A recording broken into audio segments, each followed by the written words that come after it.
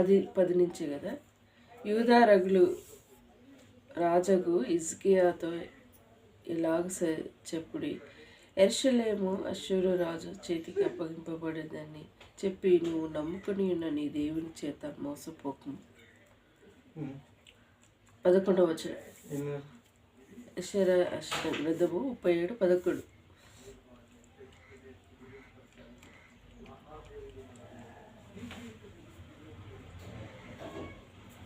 అక్షరాజులు సకల దేశంలో గట్టిగా నశింపజేసి సంగతి నీకును వినబడినది కదా.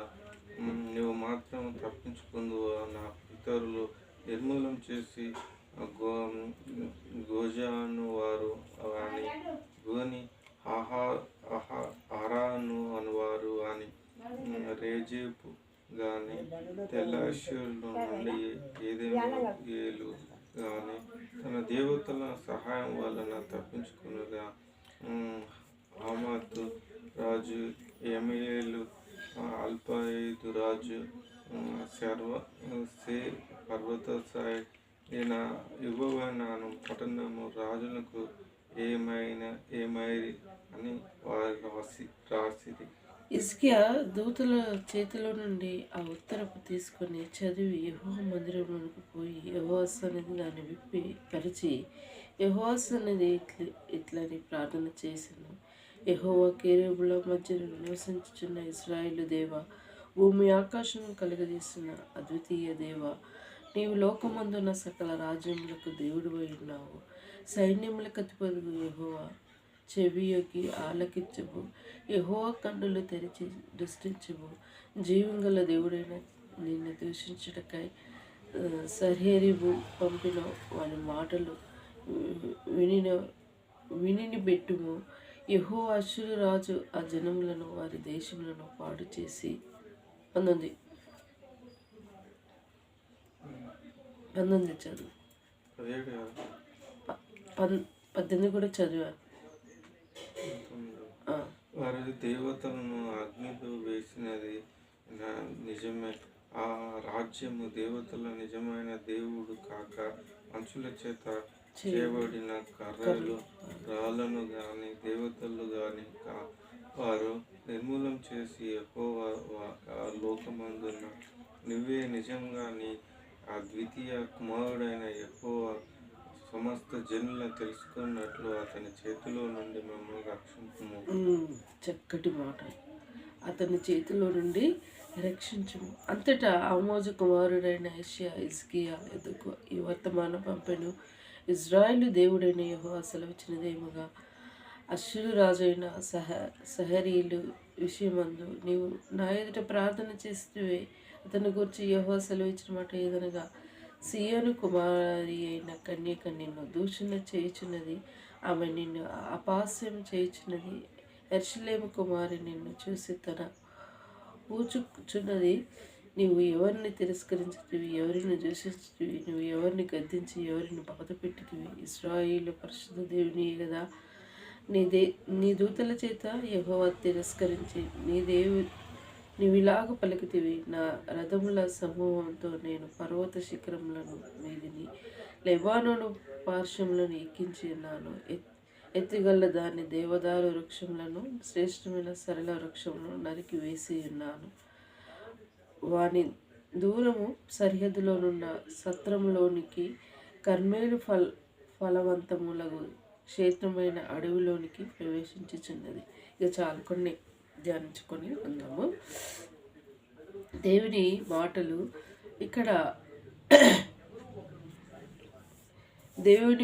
దేవుడు మాటలు గొప్పవా, మనుషుల చేత మరి చేయబడిన ప్రతిమలు గొప్పవా. మరి చూడు, మరి నువ్వు హిజ్కియా మరి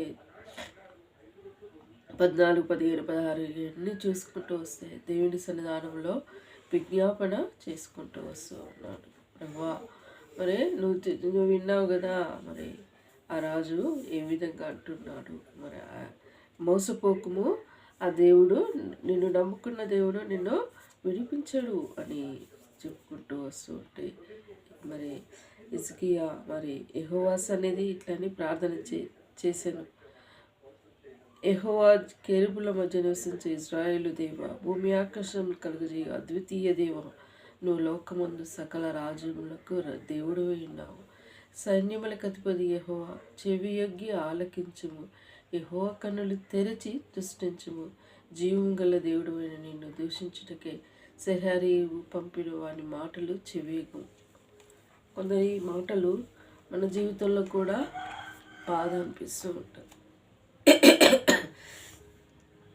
కానీ ఏది ఏమైనప్పటికీ మనం జీవం గల దేవుని ఎదుట మోకరించి ప్రార్థించాలి. ఆ ప్రార్థనకి జవాబు ఇచ్చేవాడుగా ఉంటాడు. ఇక్కడ కూడా హిజ్కియా అదే చేశాడు. జీవం గల దేవ, వారి మాటలు నువ్వు ఎరిగిన దేవుడు. మరి ఇంకా 19 నుంచి చూసుకుంటూ వస్తుంటే, వారి దేవతలు అగ్నిలో వేసిన నిజమే, ఆ రాజ్యంలో దేవతలు నిజమైన దేవుళ్ళు కాక మనుషుల చేత చేయబడిన కర్రలు రాళ్ళు కానీ దేవతలు కావు కనుక వారు వారిని నిర్మూలన చేసిరి. యెహోవా, లోకమందున్న నీవే నిజముగా నీవే అద్వితీయ దేవుడైన యెహోవా అని సమస్త దినులు తెలుసుకున్నట్టు అతని చేతిలో నుండి మమ్మల్ని రక్షించము. అతని చేతిలో నుండి మమ్మల్ని రక్షించము. ఒక కార్యం జరగబడాలంటే, ఒక కార్యము నమ్మబడాలంటే మనలో ఏదో ఒకటి చూస్తేనే, తెలుసుకుంటేనే ఈ ప్రజలు అన్నిలో నమ్మలేరు, నమ్మకోరు కూడా. ఎందుకంటే ఈ యుగ సంబంధమైన దేవత వారి మన నేత్రాలకు కప్పబడింది కాబట్టి వారి గుడ్డివారుగానే ఉంటూ ఉంటారు. గుడ్డివారికి గుడ్డోళ్ళకి ఎప్పుడు త్రోవ చూపించలేరు, ఎప్పటికీ త్రోవ చూపించలేరు. అయితే ఇక్కడ కూడా హిజ్కియా, నువ్వు జీవంగల దేవుడవయ్యా, నువ్వు వారి మాటలు వింటున్నావు కదా మరి అని దేవుని సన్నిధానంలో హిజ్కియా మరి పెట్టుకుంటూ వచ్చాడు. మరి దేవుడు హిజ్కియా ప్రార్థన ఆలకించాడు. మన ప్రార్థన కూడా దేవుడు ఉంటాడు, కంపల్సరీ ఉంటాడు.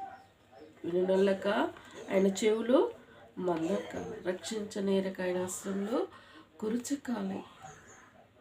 మన స్థితిగతులు, ఆలోచనలు దేవునిపై వేయాలి. నేను ఈ తప్పు చేశాను, ఈ పాపం చేశాను, ఈ అబద్ధం ఆడాను, నా ప్రార్థన వింటాడా అని అనుకుంటాం. కాదు,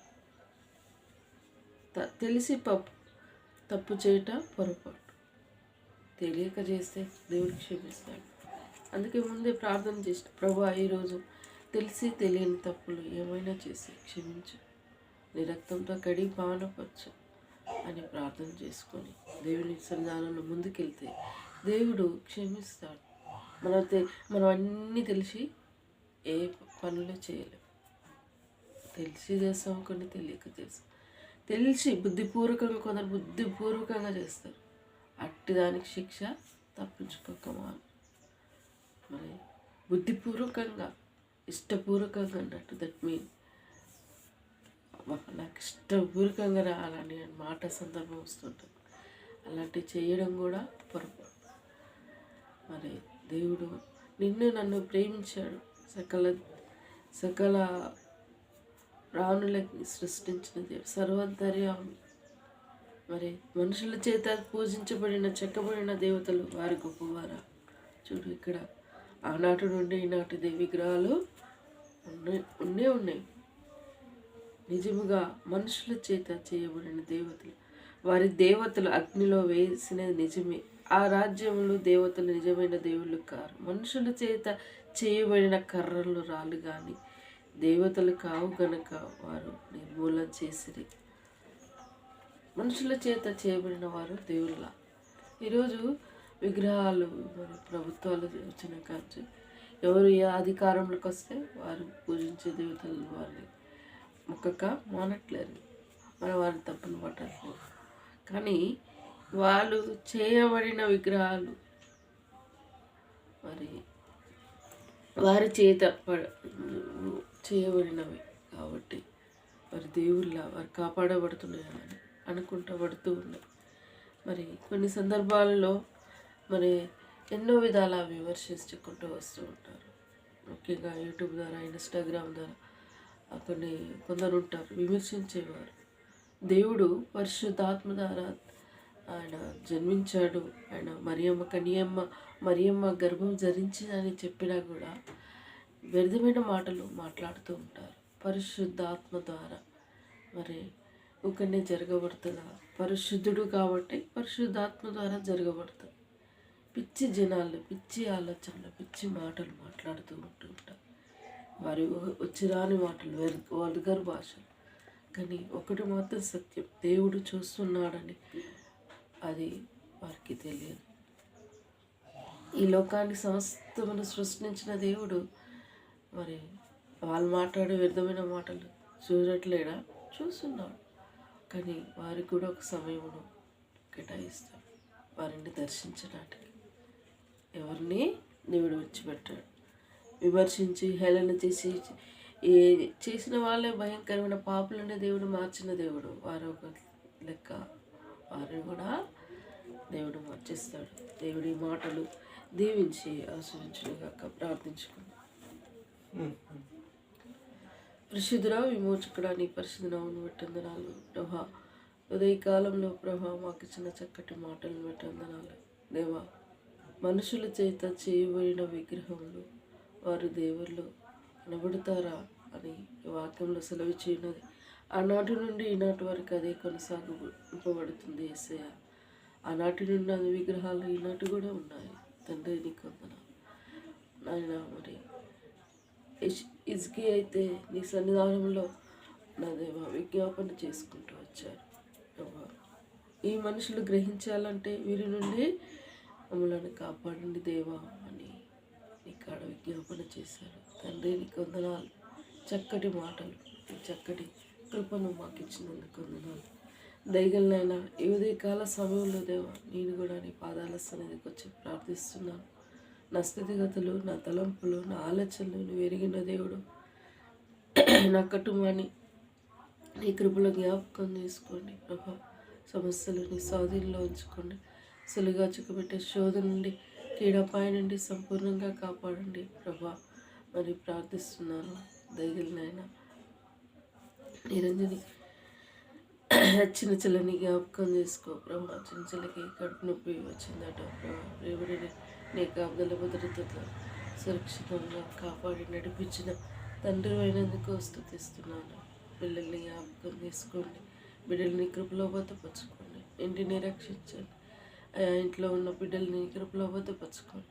అంధకార శక్తుల్ని సంపూర్ణ విడుదల దయచేయండి. సృష్టికర్త యేసయ్యని నిన్నే తెలుసుకునే భాగ్యాన్ని సంపూర్ణంగా ఆ కుటుంబాన్ని రక్షించమని నీ పాద సన్నిధిలో మొరపెట్టుకుంటున్నాను యేసయ్య. దయగలనైనా మరి నిరంజన కూడా జ్ఞాపకం చేసుకో. పాప ఊరిలో ఎక్కడ బిడ్డ త్రొట్టిల్లకుండా, ఎక్కడ మరి తప్పిపోకుండా నీ కాపుదల భద్రత దయచేయండి.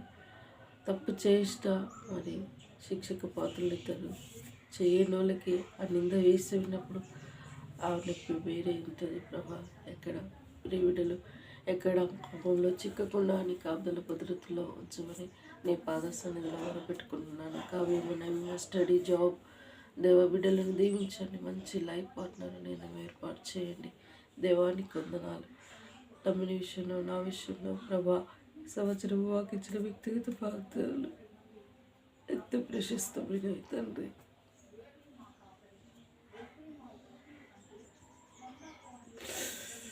నమ్మదగిన దేవా, ఇదిగో నీ బ్రతుకు దినములలో నీకు విశ్రాంతి కలుగునని సెలవిచ్చిన దేవుడు ప్రభు.